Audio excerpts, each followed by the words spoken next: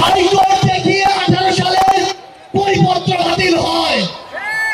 June 6 এই শহীদ মিনার থেকেই চুক্তি কোটা সংস্কার আন্দোলন শুরু হয়। আগস্ট 3 এই শহীদ মিনার থেকেই শত শত ভাইয়ের রক্তের উপরে, লাশের উপরে দাঁড়িয়ে এক দফা ঘোষণা হয়। আগস্ট 5 এই আগস্ট 5 বাংলাদেশের ছাত্র জনতার ঐক্যবদ্ধ লড়াইয়ে খুনি হাসিনা দেশ থেকে পালিয়ে যায়। ওই জুন 5 থেকে আগস্ট 5 যে লড়াই, সে লড়াই কি শেষ হয়ে গিয়েছে? আমাদের সংগ্রাম কি শেষ?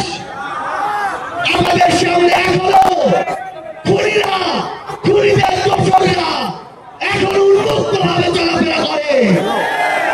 যারা আমাদের ভাইদের হত্যা করেছে, ওই ছাত্রলীগ, যুবলীগ, আওয়ামী লীগের সন্ত্রাসীরা, তারা এখনো বিভিন্ন দিক থেকে আমাদেরকে দেখে আর মুচকি হাসে। এই খুনিদের বিচার হতে হবে কিনা? আবার যারা হতযোদ্ধা রয়েছে, শহীদ পরিবার রয়েছে, তাদের এই খুনের বিচার হতে হবে কিনা? আমরা অবিলম্বে অন্তর্বর্তীকালীন সরকারকে একটি আহ্বান জানাতে চাই। আমরা যদি আমাদের এই শহীদ ভাইদের রক্তের বিচার না করতে পারি, আমরা কখনো নিজেদেরকে মাফ করতে পারবো না।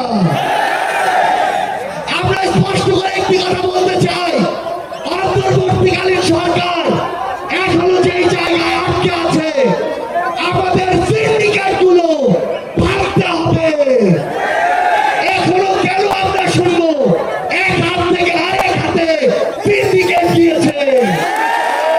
তাহলে আপনারা আপনাদের জায়গা থেকে কি অ্যাকশন নিচ্ছেন?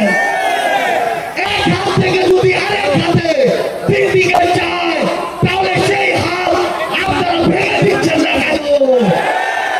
আমরা অন্তর্বর্তীকালীন সরকারকে আরেকটি স্পষ্ট আহ্বান জানাতে চাই। সেটি হচ্ছে, আমাদের এই বাংলাদেশ সকল দেশের সাথে বন্ধুত্বপূর্ণ পররাষ্ট্র নীতিতে যাবে, কিন্তু সেই বন্ধুত্বপূর্ণ পররাষ্ট্র নীতির সুযোগে কেউ যদি মাথায় উঠে বসে, আমরা তাকে মাথা থেকে মাটিতে ফেলে দিতে বিন্দুমাত্র দ্বিধা করবো না। আমরা স্পষ্ট করে একটি কথা বলতে চাই, যে এই খুনিরা এই দেশের বাইরে, এই দেশের মানুষের ঘামে হাজার হাজার কোটি টাকা পাচার করেছে, সেই টাকা ফিরিয়ে আনতে হবে। আমরা স্পষ্ট করে বলতে চাই, ওই গোপালগঞ্জে যে খুনির দোসররা এখনো ঘাপটি বেঁধে আছে, তাদেরকে আইনের আওতায় বিচার করতে হবে। গোপালগঞ্জে এখনো কিভাবে আমাদের এই অভ্যুত্থানের যোদ্ধাদের উপরে হামলা হয়, আমরা প্রশাসনকে, পুলিশকে স্পষ্টভাবে বলতে চাই, পুরো বাংলাদেশে আমাদের এই যোদ্ধাদের, ফ্যাসিস্ট বিরোধী আন্দোলনকারীদের নিরাপত্তা যদি না দিতে পারেন, তাহলে ওই চেয়ারে কোনো আইন শৃঙ্খলা রক্ষাকারী বাহিনীর বসে থাকার কোনো অধিকার নেই।